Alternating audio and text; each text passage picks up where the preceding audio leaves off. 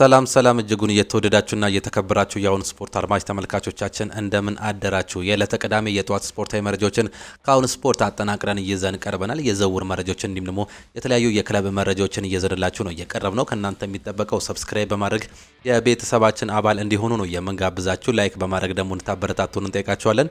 ሁሌም አዳዲስና ትኩስ ስፖርታዊ መረጃዎችን ለማግኘት አሁን ስፖርት ምርጫችሁ ይሁን ነው የምንለው። ከፕሮግራሞቻችን መካከል እንግዲህ የዓመቱ ምርጥ ተጫዋች ማን ይሆናል የሚለውን የምንመለከት ይሆናል። የእንግሊዝ ፕሮፌሽናል እግር ኳስ ማህበር ፒኤፍኤው የ2025 የምርጥ ተጫዋቾች እጩዎችን ይፋ ማድረግ ችሏል። እነማን ናቸው የሚለውን በዚህ ፕሮግራም የምንመለከት ነው የሚሆነው። ኤንዞ ማሬስካ በአሜሪካ ያለው ሙቀት ቀላል አይደለም ሲሉ ስለ ዓለም ክለቦች ዋንጫም ሀሳባቸውንም ሰጥቷል። በሌሎች ክለቦችም የምንመለከታቸው መረጃዎች አሉ። ሊቨርፑል ተጫዋች ለማስፈረም መስማማቱ በይፋ መመልከቱን በትላንትናው ዕለት ተመልክተናል። የጀርሚ ፍሪምፖንግ፣ ፍሎሪያን ቪርትዝ እንዲሁም ደግሞ ሜሎስ ኪርኪዝ ዝውውር መጠናቀቁም እየተገለጸም ይገኛል። ይህንንም በሊቨርፑል ቤት የምንመለከት ሲሆን ማርቲን ዙቢሜንዲ ለንደን መገኘቱንም በትላንትናው ዕለት ተመልክተናል። ይህ ተጫዋች ፊርማውን ለማኖር ለንደን መኖሩ እንዲሁም ደግሞ ፊርማውን ማኖሩ እየተገለጸ ነው የሚገኘው። ከአርሰናል ጋር የምናነሳቸው በርካታ መረጃዎች አሉ። ስለ ኬፓ አሪዛባላጋ እንዲሁም ደግሞ ሌሎች የቪክተር ዮኮሬሽንም ጭምር ማለት ነው። እነዚህንና ሌሎች በርካታ መረጃዎችን እንመለከታለን። ማንቸስተር ዩናይትድ የኤሚ ማርቲኔዝን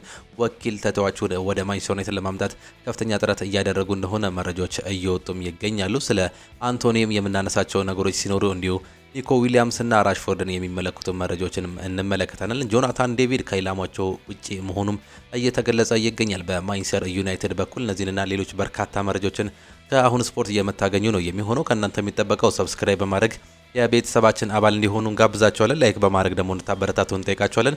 ሁሌም አዳዲስና ትኩስ ስፖርታዊ መረጃዎችን ለማግኘት አሁን ስፖርት ምርጫችሁ ይሁን ነው የምንለው። እኛ ቀጥታ ወደ ፕሮግራሞቻችን አለፍን። የዓመቱ ምርጥ ተጫዋችም ማን ይሆናል? የእንግሊዝ ፕሮፌሽናል እግር ኳስ ተጫዋቾች ማህበር ፒኤፍኤ የ2025 ምርጥ ተጫዋች እጩዎችን ይፋ ማድረግም ችሏል። እጩዎቹ እነማን ናቸው የሚለውን ስንመለከት ብሩኖ ፈርናንዴዝ ከማንቸስተር ዩናይትድ የተካተተ ተጫዋች ነው። ምንም እንኳን ማንቸስተር ዩናይትድ በ15ኛ ደረጃ ላይ በእንግሊዝ ፕሪሚየር ሊግ የወረደ አቋም ይዘው ማጠናቀቅ ቢችሉም እንደ ክለብ ይህንን ነገር ማድረግ ቢችሉም ብሩኖ ፈርናንዴዝ ግን እንደ ተጫዋች እንግዲህ ብቻውን እጅግ በጣም ጥሩ ጊዜያትን ማሳለፍ ችሎ ነበር ባለፈው ዓመት። በዚህም ብሩኖ ፈርናንዴዝ አንደኛው የዓመቱ ምርጥ ተጫዋች እጩዎች ውስጥ የተካተተ ተጫዋች ነው። ሌላኛው ባለፈው ዓመት በኒውካስል ቤት በርካታ ጎሎችን ያስቆጠረው ስዊድናዊ አጥቂ አሌክሳንደር አይዛክ ነው። እንዲሁ ደግሞ የሊቨርፑሉ አሌክሲ ማካሊስተር ሲካተት፣ ኮል ፓልመርም ከቼልሲ የተካተተ ተጫዋች ነው። ዲክላን ራይስ ከአርሰናል እንዲሁም ደግሞ መሐመድ ሳላ ከሊቨርፑል የተካተቱ ተጫዋቾች ናቸው። ከነዚህ ውስጥ እንግዲህ ማን የዓመቱ ምርጥ ተጫዋችነትን ያሸንፋል የሚለውን በሚቀጥለው ጊዜ የምንመለከት ነው የሚሆነው። ኤንዞ ማሬስካ በአሜሪካ ያለው ሙቀት ቀላል አይደለም ሲሉ ተናግሯል። የሰማዮቹ ዋና አሰልጣኝ ኤንዞ ማሬስካ በአሜሪካ ባለው ከፍተኛ ሙቀት ምክንያት ተጫዋቾች እንደሚጠቀሙ ነው በርካታ ተጫዋቾችን እንደሚጠቀሙ እየገለጹ የሚገኙት። የአየር ሁኔታው ቀላል አይደለም ያሉት አሰልጣኝ ኤንዞ ማሬስካ ለዚህ ነው ተጫዋቾች እየቀያየርን ለመጫወት እያሰብ ነው በማለትም ተናግሯል። ቢሆንም ችግሩ ለሁሉም ቡድኖች ነው፣ ያለንን ሁሉ በመስጠት ጨዋታውን ማሸነፍ አለብን ሲሉ አሰልጣኝ ኤንዞ ማሬስካም ተናግሯል። ሁሉንም ተጫዋቾች ቀይረን እናስገባለን ማለት ባንችልም እያንዳንዱ ተጫዋቾች በተመሳሳይ ጨዋታ ላይ መጫወት አንችልም፣ ግን እየቀያየረን እንጫወታለን ሲሉ ተናግሯል። ዊሊያም ጋላስ ሀሳቡንም ይሰጣል። ማሊክ ፎፋና ገና እየተማረከ እንዲሁም ደግሞ እየተማረ እያለ ተጫዋች ነው። እናም እሱን ወደ ቼልሲ ማምጣት ትክክለኛው እርምጃ ነው ብዬ አላስብም ሲል ሀሳቡንም ገልጿል። ቼልሲ ብዙ የአጥቂ አማራጮች አሉት። እናም አሁን ላይ ልምድ ያላቸው ተከላካዮች እንደሚያስፈልጋቸው አስባለሁ። የኮንፈረንስ ሊጉን አሸንፈዋል። ነገር ግን ትክክለኛው የመሃል ሜዳ ቦታ ላይ እንጂ በክንፍ ቦታ ላይ የሚጫወቱ ተጫዋቾች አይደለም የሚያስፈልጋቸው ሲል ስለ ተከላካይ ቦታ ሀሳቡንም መስጠት ችሏል። የቀድሞ የቼልሲ ተጫዋች ሊቨርፑል ተጫዋች ለማስፈረምም ተስማምቷል። የመርሲሳይዶ ክለብ ሊቨርፑል የበርንማውዙን የግራ መስመር ተጫዋች የሆነው ሜሎስ ኪርኪዝን ለማስፈረም ከስምምነት መድረሳቸው ነው የተገለጸው። ሊቨርፑል ኪርኪዝን 40 ሚሊዮን ፓውንድ በማውጣት እንደሚያስፈርሙት ሲገለጽ ተጫዋቹ በሚቀጥለው ሳምንት የሕክምና ምርመራውን እንደሚያደርግም ይጠበቃል። አሁን ላይ ሁለቱ ክለቦች የወረቀት ስራዎችን መስራት መጀመራቸው እንዲሁም ደግሞ ተጫዋቹ ለሊቨርፑል የ5 ዓመት ውል እንደሚፈርም ተያይዞም ተገልጿል። ተጫዋቹ በተጠናቀቀው የውድድር ዓመት ለበርንማውዝ በሁሉም 38 የእንግሊዝ ፕሪሚየር ሊግ ጨዋታዎች በቋሚነት ተሰልፈው ማገልገልም ችሏል። በተጨማሪም 2 ግቦችን አስቆጥሮ 5 ለሚሆን ግቦች እንዲሁም ደግሞ አሲስት ማድረግ የቻለም ተጫዋች ነው። ተጫዋቹ በቀጣይ በበርንማውዝ በመልቀቅ በትልቅ ደረጃ መፎካከር እንዲሁም ደግሞ ዋንጫዎችን ማሸነፍ እንደሚፈልግ ተናግሮ እንደነበር የሚታወስም ጉዳይ ነው። የጀርሚ ፍሪምፖንግ ፍሎሪያን ቪርትዝ እንዲሁም ደግሞ ሜሎስ ኪርኪዝ ዝውውር አልቋል። ከኒውካስል ላይ ኢዛክን ለመግዛት መሞከር ማለት ግን በገንዘብ ኃይል ወደ ታላቅነት ሲንደረደሩ ከኢብራሂሞቪች ቼልሲ ጋር ላምፓርድ ወይም ከሼክ መንሱር የሲቲ አጉዌሮን ለመግዛት እንደመሞከር እያለ ሀሳብ ነው ሲሉ ነው እየገለጹ የሚገኙት። ኒውካስል ገንዘብ ሞልቶት የተትረፈረፈው ክለብ ነው። የፋይናንሻል ሕጎች ይዘውት እንጂ ተጫዋቾችን ለማስፈረም በአሁኑ ሰዓት ላይ የሚዳግቱት አይመስልም። በዚህም የተነሳ አሌክዛንደር አይዛክን ይሸጡታል ወይም ደግሞ ይለቁታል ተብሎ አይጠበቅም። ሊቨርፑሎች እስከ 150 ሚሊዮን ዩሮ ለዚህ ተጫዋች ያወጣል ተብሎም የማይጠበቅ ሌላው ጉዳይ ነው። ነገር ግን ይህ ተጫዋች በኒውካስል ቤት ይቆያል ተብሎ የሚገመት ተጫዋች መሆኑ ነው እየተገለጸም የሚገኘው። የአርቢ ሌፕዚጉ የመሃል ተከላካይ ካስቴሎ ሉኬባ ሊታይ የሚገባው ተጫዋች ነው። ሊቨርፑል እሱን እየከታተሉት እንደነበር ግልጽ ነው። ሊቨርፑል በዚህ ሰዓት በበርካታ የአርቢ ሌፕዚግ ተጫዋቾች ላይ ስካውታቸውን ልከው ተመልክተዋል ሲል ሊዩስ ስቲል ይዞት የወጣው መረጃም ያሳያል። የተከላካይ ስፍራ ተጫዋች እየፈለጉም ይገኛሉ። በተለይም በጃሬል ኳንሳ ቦታ ለማጠናከር ከፍተኛ ፍላጎት አላቸው። በእርግጥ የመጀመሪያው ፍላጎታቸው ወይም ደግሞ ማስፈረም የሚፈልጉ ተጫዋች የክሪስታል ፓላሱ ማርክ ጉይ ነው። ነገር ግን ይህን ተጫዋች የሚያገኙ ከሆነ ሌሎች በርካታ ተጫዋቾችን እየተመለከቱም ይገኛሉ። ሊቨርፑል ሁለገብ ወጣት አጥቂዎችን ይፈልጋል። ሶስቱም ቦታዎች መጫወት የሚችል ሰውም እንደሚፈልጉ ነው የተገለጸው። አርኔ ስሎት በዚያ ሁለገብ በሚሆን ተጫዋች ላይ ከፍተኛ ፍላጎትም አላቸው። በአሁኑ ሰዓት ላይ በሁጎ ኢኪቲኬ ስም ጋር የተገያያዘ የሊቨርፑል መረጃም እየተመለከትን እንገኛለን። ሊቨርፑል በዚህ ክረምት የመልሶ ግንባታ አካል ላይ ማርክ ጉይን ጨምሮ የመሃል ተከላካዮችን ኢላማም አድርጓል። የማርክ ጉይ ኮንትራቱ ሊጠናቀቅ አንድ ዓመት ስለቀረው ዝውውሩ በፓላስ ቆይታ ላይ እጅግ እየተወሰነ ላይሆንም ይችላል። በዚህም የተነሳ በትንሽ ገንዘብ ሊቨርፑሎች የግላቸው ማድረግም ይፈልጋሉ። የዚህ ተጫዋች ቼልሲ ፈላጊ እንደነበረም እናስታውሳለን። ማርቲን ዙቤሜንዲ ለንደን ተገኝቷል። ስፔናዊ አማካይ ማርቲን ዙቤሜንዲ ወደ አርሰናል የሚያደርገውን ዝውውር ለማጠናቀቅ እንግሊዝ ለንደን እንደሚገኝ ነው በትላንትናው ዕለት የተገለጸው። ተጫዋቹ በለንደን የአርሰናል ኃላፊዎችን በማግኘት ንግግር እንደሚያደርግ እንዲሁም ደግሞ አስፈላጊ የዝውውር ሂደቶችን እንደሚያጠናቅቅም ተገልጿል። አርሰናል ከሪያል ሶሲዳድ ስፔናዊን አማካይ በ60 ሚሊዮን ዩሮ የውል ማፍረሻ ለማስፈረም መስማማቱ የሚታወቅ ሲሆን ዙቤሜንዲ ለአርሰናል ለመፈረም መቃረቡ በጀርጊኖ ወደ ፍላሚንጎ እንዲሁም ደግሞ የቶማስ ፓርቴ ኮንትራት የሚያልቅበት ጊዜ በመሆኑ አስፈላጊ መሆኑ ነው እየተገለጸ የሚገኘው። ቶማስ ፓርቴም ከአርሰናል ይለቃል ተብሎ የሚጠበቀው ሌላኛው የተከላካይ አማካይ ስፍራ ተጫዋች ነው። ማርቲን ዙቤሜንዲ በዘንድሮ የውድድር ዘመን ለሪያል ሶሲዳድ 36 የላሊጋ ጨዋታዎች 2 ጎሎችን ሲያስቆጥር 2 ጎሎችን ደግሞ አመቻችቶ ማቀበልም የቻለ ስፔናዊ ተጫዋች ነው። ስራ የበዛበት የዝውውር መስኮት ይሆናል። ብዙ አዳዲስ ተጫዋቾችን ይቀላቀሉላል ብዬ አስባለሁ። ምክንያቱም ባለፈው የውድድር ዓመት በጉዳት ስንፈተን ነበር ሲል ጁሊያን ቲምበር ስለ አርሰናል ራዳሮች እንዲሁም ደግሞ በአሁኑ ሰዓት ላይ ምን እንደሚጠበቅባቸው የግሉን ሀሳብ መስጠት ችሏል። የተለያዩ ተጫዋቾች ይቀላቀሉናል ብዬ አስባለሁ። በተለይም ባለፈው ዓመት ላይ በጉዳት ስንፈተን ነበር። ይህን ነገር ችግር ለመፍታት ስንል እንደዚህ አይነት ነገሮችን ማምጣት ይጠበቅብናል። ይህንንም እጠብቃለሁ ከአርሰናል ሲል ነው ሀሳቡንም መግለጽ እየቻለው። ማርቲን ዙቤሜንዲ የመጣው ፓርቲን ለመተካት ነው። ፓርቲ በክለቡ ከቆየ ጀርጊኒዮ ተተኪ ተደርጎ ይታሰባል። ነገር ግን በትንሹም ቢሆን እንደቀጠሉ እናቸው የፓርቲ ወኪሎች ለተጫዋቹ ደሞዝ እንዲጨመርለት እየጠየቁ ሲሆን አርሰናል ለተጫዋቹ ካለበት ጉዳት እንዲሁም ደግሞ እድሜ አንጻር ጭማሪ ለማድረግ ፈቃደኞች እንዳልሆኑ መረጃዎችም ያሳያሉ። በአሁኑ ሰዓት ላይ ከአርሰናልና ከፓርቲ ጋር እህል ውሃቸው ያበቃም ይመስላል። ቼልሲዎች ከአርሰናል ጋር ያለውን የዝውውር ስምምነት አቋርጠው ኬፓ አሪዛባላጋን በስታንፎርድ ብሪጅ እንዲያቆዩ የቀድሞ የቼልሲ ክንፍ ተጫዋች የሆነው ፓት ኔቪን ተናግሯል። ሌላኛው የቀድሞ የቼልሲ ኮከብ ሻውን ራይት ፊሊፕስ በበኩሉ ኬፓ በተለይም ለቀጥታ ተቀናቃኝ መሸጥ ስህተት ነው ብለው እንደሚያምን ነው እየተናገረው የሚገኙት። አርሰናሎች የዚህ ተጫዋች ፈላጊ እንዲሁም ደግሞ በአሁኑ ሰዓት ላይ ከጫፍ መድረሳቸውም የተገለጸ ጉዳይ ነው። አርሰናልን እየጠበቀ ያለውን ቪክተር ዮኮረሽን ደግሞ እንመልከት። የወቅቱ የዓለማችን ምርጡ አጥቂ ቪክተር ዮኮረሽ ባለፉት ቀናት ውስጥ የቀድሞ አሰልጣኙ ሩበን አሞሪም ከሚመራው ማንቸስተር ዩናይትድ ፍላጎት ቀርቦለት አርሰናልን እንደሚያስበልጥ ተገልጿል። ከጣሊያኑ ጁቬንቱስ ደግሞ 12 ሚሊዮን ዩሮ ወይም ደግሞ ወደ 13 ሚሊዮን ዩሮ አካባቢ ዓመታዊ ደሞዝ ቀርቦለት ውድቅ አድርጎ በድጋሚ ከአርሰናል የሚመጣው ጥያቄ እየጠበቅም ነው የሚገኘው። ተጫዋቹ በአርሰናል እየተማረከ ይመስላል። ነገር ግን አርሰናል እሱ ላይ መስራቱን አጠራጣሪ ነው የተባለም የሚገኘው። ገንዘብ በነገሰ እግር ኳስ ለክለብ ፍቅር የሚመጣ ተጫዋች ማግኘት ከባድ ነው። ኒኮ ዊሊያምስ ምን ያህል አርሰናል እንደገፋ እንዲሁም ደግሞ በደሞዝ ምክንያት እንደቀረ ታውቃላችሁ። እንዲሁም ሌሎች ተጫዋቾች ቢሆኑ ገንዘብ ህልማቸውን እንደሚሰርቅ አይተናል። እንዲሁ የቪክተር ዮኮረሽ አስደናቂ አቋምን በዚያው ዓመት ተመልክተን ነበር። ቤንጃሚን ሼሽኮ የተሟላ አጥቂ እንደሆነ እናውቃለን። ሁሉንም እየሰጠው ተጫዋች ነው። በአጠቃላይ ከነዚህ ሁለቱ ተጫዋቾች በአንዱ በአርሰናል ቤት የምንመለከት ይሆናል። ነገር ግን ቪክተር ዮኮረሽ በአሁኑ ሰዓት ላይ በአርሰናል ራሱን እያያል የሚል ግምት የለኝም ሲል አንድ ጋዜጠኛ ራሱን ሀሳቡንም መስጠትም ችሏል።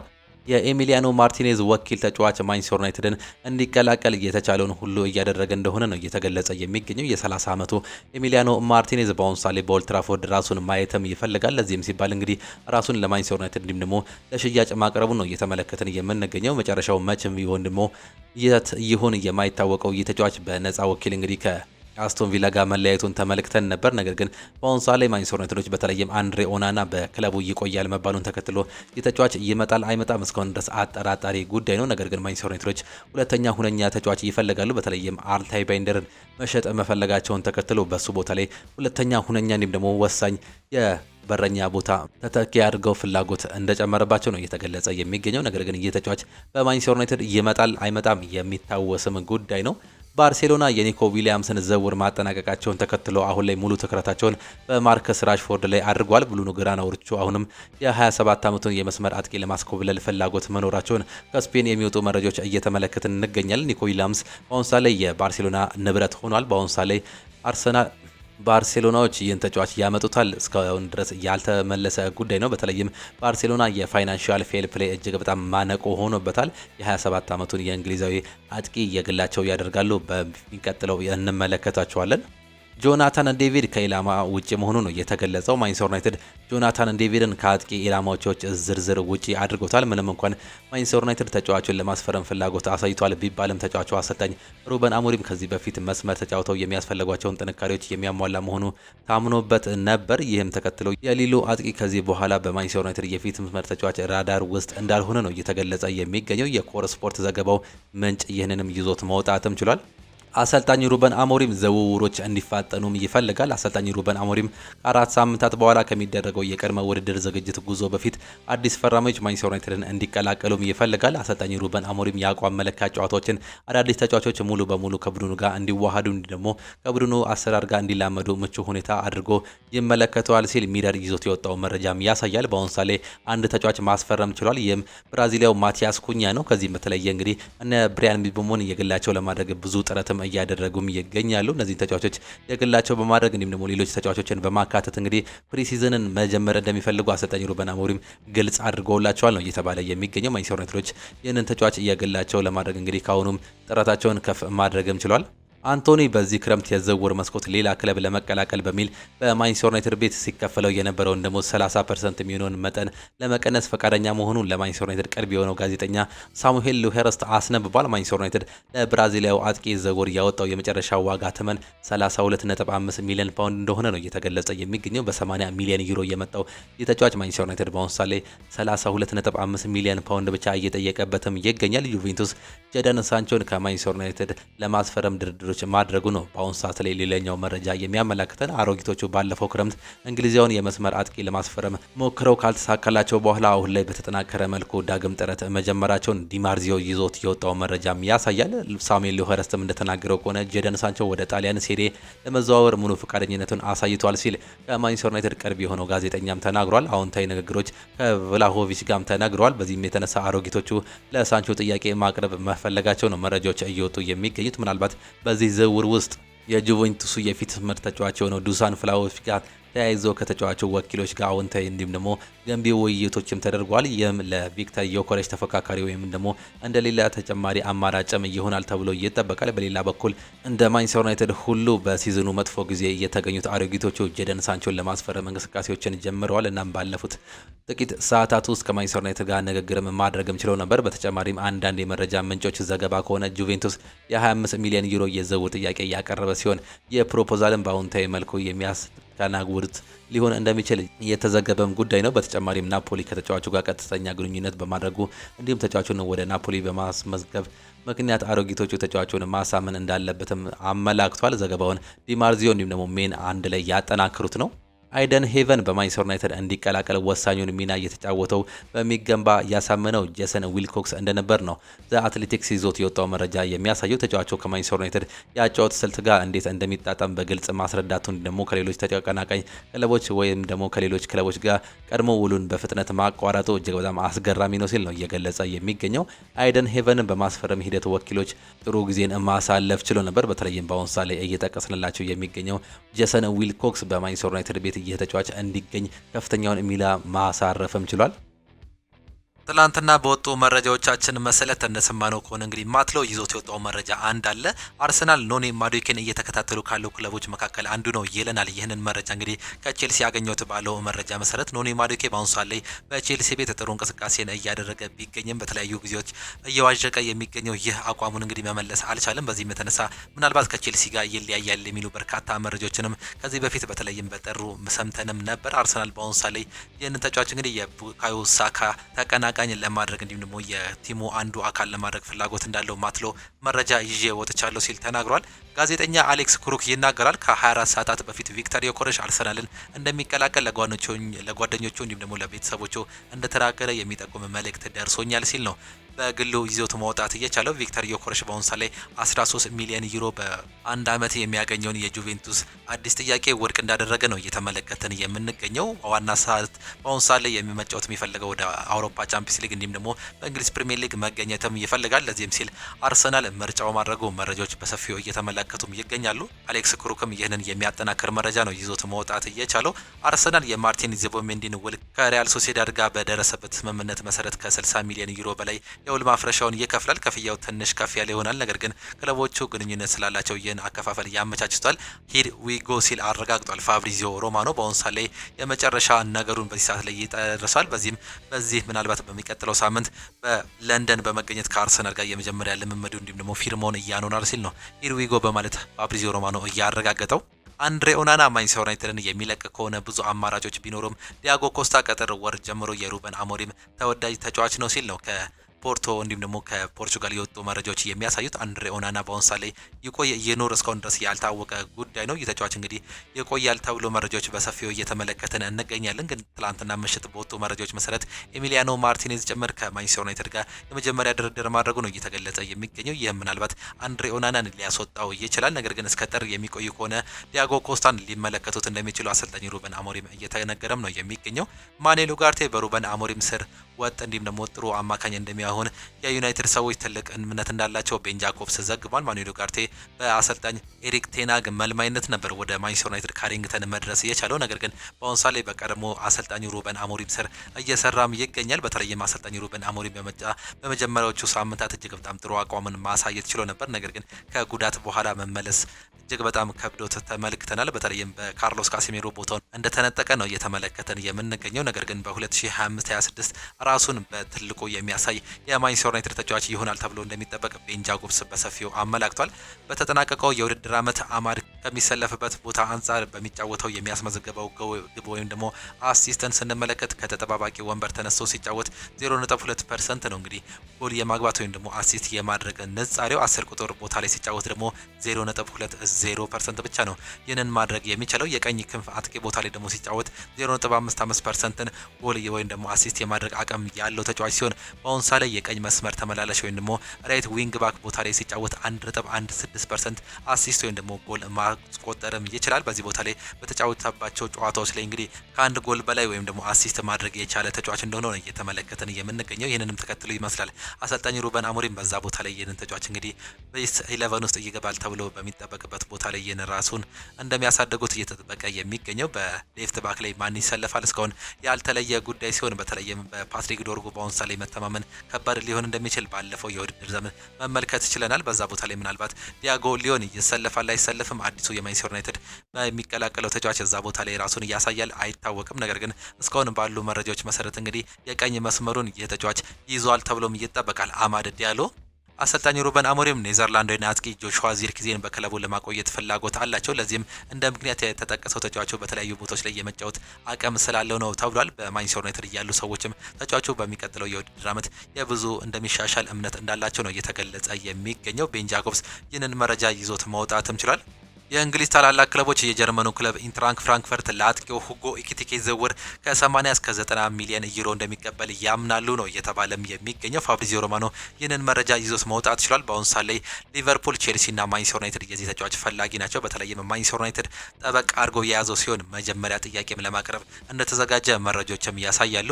እንግሊዛዊ የመስመር አጥቂ ማርከስ ራሽፎርድ ሀሳቡን ቀይሮ ወደ ሳውዲ ለማምራት ፍላጎት የሚያሳይ ከሆነ አልአህሊ የ27 ዓመቱን አጥቂ ለማስፈረም አሁንም ፈቃደኛ እንደሆነ አሳውቋል። ማርከስ ራሽፎርድ በሰሪያ ክለቦች እየታደነ እንደሚገኝም ተጠቁሟል ሲል ቤን ጃኮብስ ይዞት መውጣት ችሏል። እሱ መሄድ የሚፈልገው ወደ ባርሴሎና ነው። ነገር ግን ኒኮ ዊሊያምስን ማስፈረማቸውን ተከትለው ማርከስ ራሽፎርድ ወደዛ ክለብ ይሄዳል ተብሎ አይጠበቅም። በፋይናንሻል ፌር ፕሌይ እንዲሁም ደግሞ በዛ ቦታ ላይ ሌላኛው ተገዳዳሪ ይሆናል ተብሎ ስለማይጠበቅ የተጫዋች ወደ ባርሴሎና የሚሄድ እድሉ ጠቧል። በዚህም የተነሳ ምናልባት ወደ ሳውዲ አረቢያ ሊግ ሊሄድ የሚችልበት እድል ሊኖር እንደሚችል ቤን ጃኮብስ በሰፊው ይዞት መውጣት ችሏል።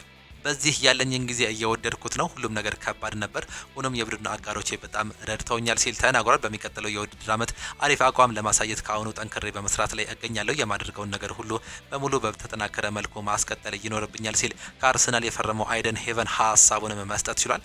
ኤሚሊያኖ ማርቲኔዝ ማንቸስተር ዩናይትድን ያለ ቻምፒየንስ ሊግ ውድድር ለመቀላቀል ፍላጎትን ማሳየቱ ነው የተገለጸው። ከወዲሁ የመጀመሪያ ንግግሮች ከወኪሉ ጋር ተደርጓል። በተጨማሪም ኤሚሊያኖ ማርቲኔዝ ስለ ኦናና የወደፊት ቆይታ የሚወሰን እየተጠበቀ እንደሚገኝ ነው የገለጸም የሚገኘው። በአሁኑ ሰዓት ላይ ወደ ማንቸስተር ዩናይትድ የሚሄድ ከፍተኛ ፍላጎት አለው ይህ አርጀንቲና የጥበበኛ በረኛ ሲል ፋብሪዚዮ ሮማኖ ገልጿል። ማንቸስተር ዩናይትድ አንድሬ ኦናናን ለመሸጥ ጥድፊያ ላይ አይደሉም። እሱን አሁን ላይም ቢሆን በቅርቡ ፕሮጀክት አንዱ ውስጥ አካል ይገኛል። ይህም በሩበን አሞሪም ይሉኝታ አግኝቷል። ነገር ግን ጥሩ ጥያቄ ለሁለቱም አካላት ከቀረበ በማንቸስተር ዩናይትድ አይነክ ተጫዋች አይደለም ሲል ነው ፋብሪዚዮ ሮማኖ እየገለጸም የሚገኘው።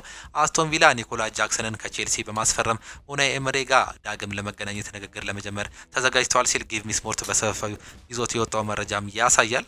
ማንቸስተር ሲቲ ወጣት ተጫዋች ሊያስፈርምም ነው። ማንቸስተር ሲቲ ወጣት የመሃል ሜዳ ተጫዋች ከአስቶን ቪላ ለማስፈረም መቃረባቸው ተገልጿል። ማንቸስተር ሲቲዎች እንግሊዛዊውን ፍሬድሪ ላውሪ በአስቶን ቪላ ያለውን ውል ሲጠናቀቅ እንደሚያስፈርሙት ነው የተገለጸው። የ16 ዓመቱ ፍሬድሪ ላውሪ በአማካኝ ቦታ ላይ በተጨማሪም በመሃል ተከላካይነት ሚና ተሰልፎ የመጫወት ክህሎት እንዳለውም ተገልጿል። አስቶን ቪላ ተጫዋቹን ለማቆየት ጥሩ ጥያቄ ቢያቀርብም ማንቸስተር ሲቲ ወጣቱን ለመውሰድ ማቅረባቸው ነው የተገለጸው። አሁንም ቢሆን ማንቸስተር ሲቲ ጀማል ሙሴላ ለማስፈረም እድል ሊኖረው እንደሚችል ፋብሪዚዮ ሮማኖ ነው እየገለጸም የሚገኘው። ጀማል ሙሴላ በአሁኑም ሰዓት ላይ የማንቸስተር ሲቲ ዋና ኢላማ መሆኑ እየተገለጸም ይገኛል። ማንቸስተር ሲቲ እንዲሁ ደግሞ ቅጣት ተጥሎበታል። ማንቸስተር ሲቲ የፕሪሚየር ሊግ ሕግ መጣሱን ተከትሎ ከ1 ሚሊዮን ፓውንድ በላይ ቅጣት እንደተጣለባቸው ነው የተገለጸው። ማንቸስተር ሲቲ ቅጣት የተጣለበት ባለፈው ዓመት በበርካታ ጨዋታዎች ላይ በየጨዋታው መጀመሪያ እንዲሁም ደግሞ እረፍት ሰዓት ላይ ዘግይቶ ለጨዋታው በመቅረቡ መሆኑ ነው የተገለጸው። ክለቡ በ9 የፕሪሚየር ሊግ ጨዋታዎች የጣሰውን ሕግ ተከትሎ የተጣለበት ቅጣት በመቀበል ይቅርታ መጠየቁም ተገልጿል። ማንቸስተር ሲቲ ባለፈው ዓመት በተመሳሳይ ሕግ ጥሰት ከ2 ሚሊዮን ፓውንድ በላይ ቅጣት ተጥሎባቸው እንደነበር የሚታወስም ጉዳይ ነው። ጃሬል ኳንሳ ባየር ሊቨርኩሰንን ለመቀላቀል ፈቃደኛም ሆኗል። ከቪርትዝ እንዲሁም ደግሞ ፍሪምፖንግ በኋላ ሁለት ክለቦች በኳንሳ ጉዳይ እንደገና ድርድር ላይ ይገኛሉ። ሊቨርፑል ለማል ተከላካይነት ማርኮ ጉሂን እንደ አማራጭ እንደያዘውም በሌላው መረጃ ፋብሪዚዮ ሮማኖ ይዞት የወጣው መረጃም ያሳያል። ጃሬል ኳንሳ ከሊቨርፑል በ30 ሚሊዮን ዩሮ የሚለቅ ከሆነ የተጫዋች እንግዲህ ወደ ባየር ሊቨርኩሰን የሚሄድ ሰፊም እድል እንዳለው እንዲሁም ደግሞ ከጫፍ መድረሱን ትላንት ምሽት የሰማናቸው ከፍተኛ መረጃዎች እየተመለከተን እንገኛለን። ቤን ጃኮብስ፣ ፋብሪዚዮ ሮማኖ እንዲሁም ደግሞ ፍሎሪያን ፕሌትስበርግ ይዞት ያወጡት መረጃዎች እንደሚያሳዩት ከሆነ ከጫፍ መድረሳቸውን እነዚህ ሁለቱ ክለቦች እንዲሁም እነዚህ ሁለቱ ደጋፊዎች እርስ በርስ እንግዲህ ራሳቸውን እየተደጋገፉም ይገኛሉ። ጃሬል ኳንሳ ወደ ባየር ሊቨርኩሰን ሲሄድ ፍሎሪያን ቪርትዝ እና ጀርሚ ፍሪምፖንግ ወደ አንፊልድ መምጣታቸውን ተመልክተናል። በዚህም የተነሳ ለዚህ ተጫዋች መሄድ እጅግ በጣም ጥሩ እንቅስቃሴ ማድረጋቸው ነው የተገለጸው። ሊቨርፑል በመሃል ተከላካይነት በአሁኑ ሰዓት ላይ ማርክ ጉሂን እንደ አማራጭ ይዞት እየተከታተለውም ይገኛል። የክሪስታል ፓላስ ተጫዋች በሌሎች ክለቦችም ራዳር ውስጥ ነበር፣ በተለይም በቼልሲ ቤት። ዳርዊን ኑኔዝ በዚህ ክረምት ወደ ናፖሊ እንደሚዘዋወር ይጠበቃል። የሴሪያው ሻምፒዮን ኡራጓዊውን አጥቂ ለማስፈረም መስራትም ጀምሯል። ነገር ግን ሊቨርፑል የሚፈልገው 59.8 ሚሊዮን ፓውንድ ለመክፈል ፈቃደኛ እንዳይደሉ ነው እየተገለጸ የሚገኘው። ሊቨርፑል በዚህ ክረምት ለዳርዊን ኑኔዝ የሚመጡ ጥያቄዎችን ያዳምጣሉ። በዚህም የተነሳ የተጫዋች ይለቃል ሲል ዲማርዚዮ ከስካይ ስፖርት ኢጣሊያ ጋር ይዞት የወጣው መረጃም በሰፊው ያመላክታል። የበርንማውዝ ዝውውር ኃላፊ ሲሞንስ ፍራንክሊ ለሜሎልስ ኪርኬዝ ዝውውር 45 ሚሊዮን ፓውንድ በተደጋጋሚ እየጠየቁ የነበረ ሲሆን በመጨረሻም በ40 ሚሊዮን ፓውንድ ተስማምቷል ወይም ደግሞ ተጨባብጧል ሲልናል። ሉዊስ ስቲል አንዳንድ ጥያቄዎች፣ ዝርዝሮች እንዲሁም ደግሞ ያከፋፈል ሂደቶች ብቻ ይቀራሉ፣ ከዛ በኋላ ሙሉ ስምምነቱ ይፈጸማል ሲል ነው የገለጸው። ቤንጃሚን ሴስኮን በተመለከተ ከአርሰናል ጋር ስምምነት ላይ አልተደረሰም የሚል መረጃን ደግሞ እየሰማን ነገረኛለን። ነገር ግን ንግግሮች በመካሄድ ላይ ይገኛሉ። በግል ላይ ወይም ደግሞ በክለብ መካከል የተደረገ ምንም አይነት ስምምነት የለም። ዝውውሩ የመጨረሻ ደረጃ ላይ አልደረሰም ሲል ፋብሪዚዮ ሮማኖ ትላንትና ምሽትም ያረጋገጠው መረጃም ያሳያል። ኪሊያን ምባፔ ሆስፒታል መግባቱም ተገልጿል። ፈረንሳዊ የሪያል ማድሪድ የፊት መስመር ተጫዋች የሆነው ኪሊያን ምባፔ ከባድ የሆነ የሆድ ህመም እንዳጋጠመው ክለቡ በይፋ ማሳውቋል። ይህንም ተከትሎ ኪሊያን ምባፔ ለተጨማሪ ምርመራዎች ሕክምናን ለመከታተል ወደ ሆስፒታል መሄዱ ተገልጿል። ተጫዋቹ አሜሪካ ሚያሚ በሚገኝ ሆስፒታል በቀጣይ ሕክምናውን እንደሚከታተል ነው የተገለጸው። ኪሊያን ምባፔ ሪያል ማድሪድ ከትላንት በስቲያ ከአልሂላል ጋር ያደረገውን የክለቦች ዓለም ዋንጫ እንዳመለጠውም የሚታወስ ጉዳይ ነው። ኒኮ ፓዝ አሁንም በባየር ሊቨርኩሰን አደን ውስጥ እንዲሁም ደግሞ ቅድሚያ ከሚሰጠው ፊርሞች ውስጥ አንዱ ላይ ይገኛል። ሆኖም የተጫዋቹ የወደፊት እጣ ፈንታ በቅርቡ ይወሰናል ሲል ስካይ ስፖርት እየዘገበ ይገኛል። የቀድሞ ዋና ክለቡ የነበረው ሪያል ማድሪድ ኒኮ ፓዝን ከኮሞ ማስፈረምም ይፈልጋል። ወደዛ መሄድ ፍላጎት አለው። ነገር ግን እስካሁን ምንም አይነት የተለወጠ ነገርም የለም። እጅጉን የተወደዳችሁና የተከበራችሁ የአሁኑ ስፖርት አድማጭ ተመልካቾቻችን ለዛሬ የነበረን ስፖርታዊ መረጃዎቻችን ይህንን እየመስሉ ነበር። ፕሮግራሞቻችንን እንዴታያችኋቸው ሀሳብ አስተያየታችሁን ኮመንት ቦክስ ላይ ልታጋሩን ትችላላችሁ። የዛሬ የቅዳሜ የጠዋት የአሁኑ ስፖርት ፕሮግራሞቻችን ይህንን እየመስሉ ነበር። በከሳት ፕሮግራሞቻችን እስከምንገናኝ ድረስ ቻው ቻው። መልካም ጊዜ፣ መልካም ሊሆንላችሁ።